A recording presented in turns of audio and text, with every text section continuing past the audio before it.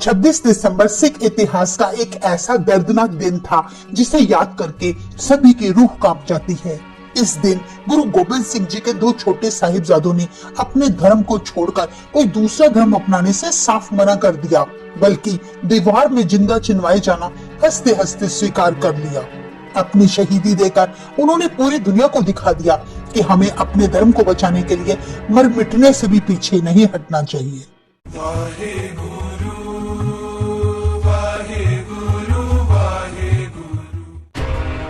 सरसा नदी पार करते समय गुरु गोबिंद सिंह जी की माता गुजरी जी और उनके दो छोटे साहिबजादे बाबा जोरावर सिंह जी और बाबा फतेह सिंह जी पानी के बहाव में बहते बहते सहेड़ी गांव जा पहुंचे, जहां उनकी मुलाकात अपने पुराने रसोइये गंगू ब्राह्मण से हुई। माता जी ने उसको देखकर बोला, तुम हमें रोपड़ की तरफ चलकर मेरे पुत्र गोबिंद से मिला दो।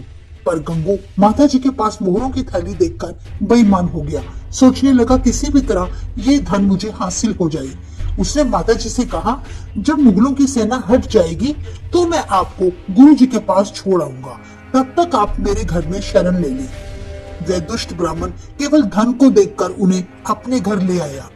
इतिहास में दर्ज है, भोजन करने के बाद जब माता जी रात को सो रहे थे तो आधी रात को गंगू ने माता जी के मोहरों की थैली चुरा ली। माता जी ने उसको चोरी करते देख लिया था, पर वे चुप रही। अगली सुबह बड़े प्यार से पूछा, गंगू मेरी मोहरों की थैली नहीं मिल रही, कहाँ है?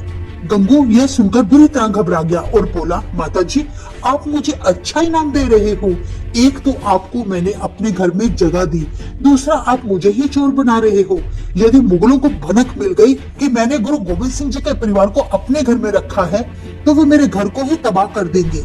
इसलिए अच्छा यही होगा कि आप मेरे घर से चले जाए। माता जी ने तब बड़े धैर्य से गंगू से कहा, अगर तुम्हें धन की जरूरत थी तो मुझे कह देते, मैं तुम्हें अवश्य दे देती, पर चोरी करने की क्या जरूरत थी? गंगू शर्मिंदा होने की जगह बल्कि और भड़क गया। उसने मोरिंडा के सिपाहियों को खबर करके माता जी और साहिबजादों को गिरफ्तार करवा दिया। मोरिंडे की कोतवाली में उन्हें रात भर कैद रखा गया, जहां आजकल गुरुद्वारा कोतवाली साहिब सुशोभित है। इतिहास में दर्ज है कि अगले दिन उन्हें सरहंद ले जाया गया। सरहंद का नवाब वजीर खान गुरु गोबिंद सिंह जी के परिवार को अपने पास देखकर बहुत खुश हुआ। उसने हुक्म दिया कि इन तीनों को ठंडे बुर्ज में कैद किया जाए। माता गुजरी जी और दोनों छोटे साहिबजादों को ठंडे बुर्ज भेज दिया गया। वजीर खान ने तब ऐलान कर दिया कि गुरु गोबिंद सिंह जी के परिवार को भूखा प्यासा रखा जाए। अगर कोई उनकी मदद करेगा तो उसे सख्त से सख्त सजा दी जाएगी। इस प्रकार शाही हुक्म के अनुसार ना उन्हें खाना दिया गया, ना कोई गर्म कपड़ा दिया गया। दादी माँ अपने छोटे साहिबजादों को अत्यंत ठंड में अपनी छाती से चिपकाकर सुलाती रही। इतिहास में दर्ज है, इतने सख्त पहरे के बावजूद भी गुरु घर का एक सेवक था, भाई मोतीराम मेहरा, जिसने माता जी और साहिबजादों को 3 दिन ठंडे बुर्ज में दूध पिलाने की सेवा निभाई थी। कुछ दिन बाद जब वजीर खां को मोती मेहरा के बारे में पता चला तो उसने मोती मेहरा समेत उसके सारे परिवार को कोलू में पीसकर शहीद कर दिया था। आज उन्हीं की याद में सरहंद में गुरुद्वारा बाबा मोतीराम मेहरा सुशोभित है, जहां आज भी वही 2 गिलास देखे जा सकते हैं जिनमें कभी साहिबजादों ने दूध पिया था। अगले दिन 9 साल और 6 साल के मासूम बच्चों को वजीर खां की कचहरी में पेश किया गया, जहां जाते ही साहिबजादों ने गरज कर फतेह बुलाई। वजीर खां सुनते ही आग बबूला हो गया और साहिबजादों की दिलेरी देखकर दंग रह गया। पहले दिन उन्हें ढेरों लालच दिए गए, पर साहिबजादों ने उनकी कोई बात ना मानी। वजीर खान ने सोचा था कि ये तो कोई साधारण बच्चे होंगे जो जरा सा लालच देकर मान जाएंगे, पर वो ये नहीं जानता था कि वो गुरु गोबिंद सिंह जी के शेर हैं, जिन्हें कोई लालच हिला नहीं सकता। इसके बाद साहिबजादों को माता गुजरी जी के पास भेज दिया गया। गुजरी जी अपने बच्चों की दिलेरी भरी बातें सुनकर बहुत खुश हुई और कहा, शाबाश बच्चों, आज तुमने अपने दादा और पिता की शान को कायम रखा है। अगले दिन फिर साहिबजादों को कचहरी में पेश किया गया। बहुत से लालच और डरावे दिए गए, पर बच्चे अडोल रहे। इतिहास में दर्ज है कि दूसरे दिन वजीर खान ने कचहरी का प्रवेश द्वार बंद कर दिया था और एक छोटी सी खिड़की खोल दी ताकि कचहरी में प्रवेश करने के लिए साहिबजादे नवाब के आगे सिर झुकाकर आए। इस तरह वजीर खान साहिबजादों को अपने आगे किसी भी तरह झुकाना चाहता था, लेकिन कलगीधर गुरु गोबिंद सिंह जी के पुत्रों ने पहले अपने चरण अंदर किए, फिर अपना शीश लंघाया। साहिबजादों के ऐसे व्यवहार को देखकर वजीर खान जल भुन गया। उसने साहिबजादों को इस्लाम धर्म अपनाने पर बहुत जोर डाला। साहिबजादों ने इनकार कर दिया और गरज कर वाहेगुरु जी का खालसा वाहेगुरु जी की फतेह बुलाने लगे। तब मुगलों को ऐसा प्रतीत हुआ जैसे किसी सांप ने उन्हें डंक मार लिया हो।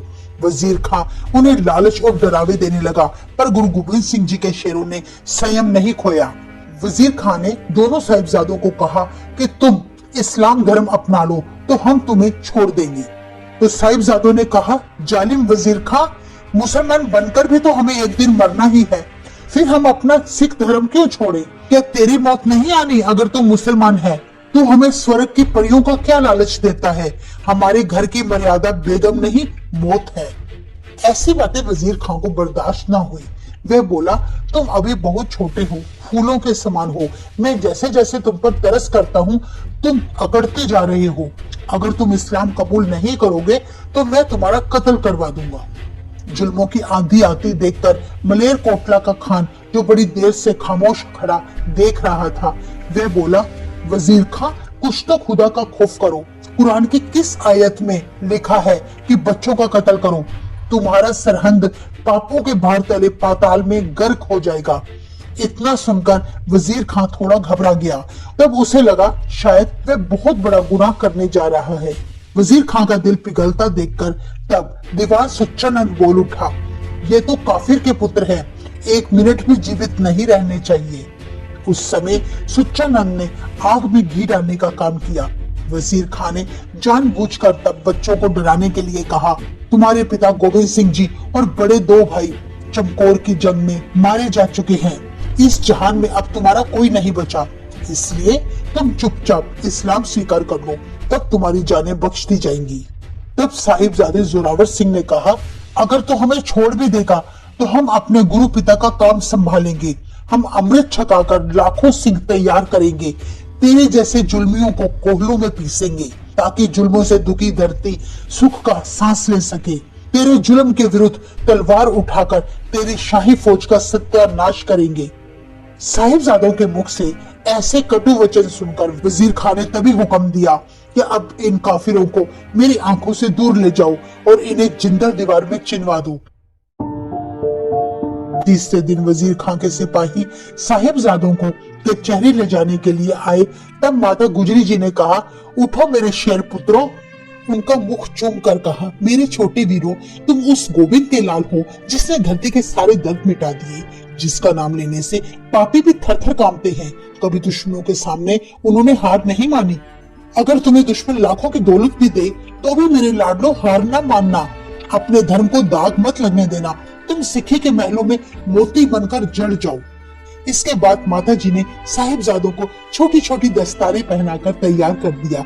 जब सूबे के सिपाही साहिबजादों को लेकर जाने लगे तब दादी माँ की आंखों में आंसू छलक पड़े। दादी ने 2 कदम आगे बढ़कर फिर से साहिबजादों को छाती से लगा लिया और कहा, मेरा दिल तड़प रहा है यह सोचकर कि तुम अभी मासूम हो, कहीं मुगलों की चालों में ना आ जाना। अपनी जान की भी परवाह न करना। तब 9 वर्षीय जोरावर सिंह ने कहा, माता जी आप क्यों चिंता करते हो? आप हमें हंसकर विदा करो, हम दुश्मन के सामने कभी हार नहीं मानेंगे। 6 वर्षीय साहिबजादा फतेह सिंह जी ने अपनी छोटी सी बाजू फैलाकर कहा, माता जी आप मत रो, क्या आपको हम पर यकीन नहीं? 5वें गुरु पिता अर्जुन देव जी की शहादत और गुरु तेग बहादुर जी की शहादत को याद करो। अपने छोटे छोटे पोतों के मुंह से ऐसी बातें सुनकर माता जी को तब यकीन हो गया कि मेरे पुत्र कभी दुश्मन के आगे झुकेंगे नहीं। इसके बाद कचहरी में पेश होकर वजीर खान के सिपाहियों ने साहिबजादों के पैरों में जंजीरें डाल दी। उन्हें नींवों में खड़ा करके दीवारें चारों तरफ से बनानी शुरू कर दी। असहनीय दर्द से भरकर वहां की धरती भी तब तड़प गई होगी। उस वक्त मानो सारी कुदरत पर जबर जुल्म का अंधेरा छा गया होगा। मासूम साहिबजादों के साथ होता अत्याचार देखकर तब लोगों ने पापी वजीर खां और गंगू ब्राह्मण को बड़ी बद्दुआएं दी। उस समय तो पत्थर के कलेजे वाले जल्लादों की आंखों से भी आंसू बह निकले। पर कलगीधर गुरु गोबिंद सिंह जी के 9 साल और 6 साल के मासूमों ने हार ना मानी। वजीर खां तब बोला, अभी भी वक्त है, बच्चों इस्लाम कबूल कर लो। तब साहिबजादा जोरावर सिंह जी ने कहा, वजीर खां, जो तेरे मन की इच्छा है तू पूरी कर ले। अभी कोई और भी घिनौना जुल्म है तो वो भी कर ले, ताकि तेरे मन की कोई ख्वाहिश अधूरी ना रह जाए। पर हमने तुझसे हार नहीं माननी, हमने तो फतेह गरज के बुलानी है। तब साहिबजादा फतेह सिंह ने गरज के जयकारा लगाया, बोले, सो निहाल, सत श्री अकाल। उन्हें मौत का कोई भय नहीं था। वजीर खां साहिबजादों के हौसले देख देख कर बहुत शर्मिंदा हो रहा था। हर बार वजीर खां को मुंह तोड़ जवाब मिलता रहा। साहिबजादों को अनेकों तुर्क बनने के लालच, जागीरें, बादशाहत देने के लालच दिए गए, पर उन सच्ची रूहों ने उनकी एक ना मानी, बल्कि अपनी छोटी छोटी बाजुएं फैलाकर सूबे को बोले, हम तेरी बख्शी हुई जिंदगी से तो मौत को 100 बार प्रणाम करते हैं। इसके बाद साहिबजादों को शाशल बेग और बाशल बेग जल्लादों के द्वारा नीमों में चिनवाने का हुक्म दे दिया गया। कुछ ही पल में दीवारें खड़ी कर दी गई। जैसे ही दीवार साहिबजादे के घुटने तक आ गई तो जल्लाद कांप उठा, उसका दिल दहल गया। उन मासूमों के घुटने दीवार में अटक रहे थे। जल्लाद दीवार सीधी खड़ी करने के लिए ईंटें तोड़ तोड़कर लगाने लगा तो साहिबजादे ने गरज के कहा, देखो कहीं घुटनों की वजह से दीवार टेढ़ी ना बन जाए। सिख इतिहास में युगों युगों तक अटल रहेगी ये दीवार। इस दीवार में जरा संभल कर ईंटें लगाना।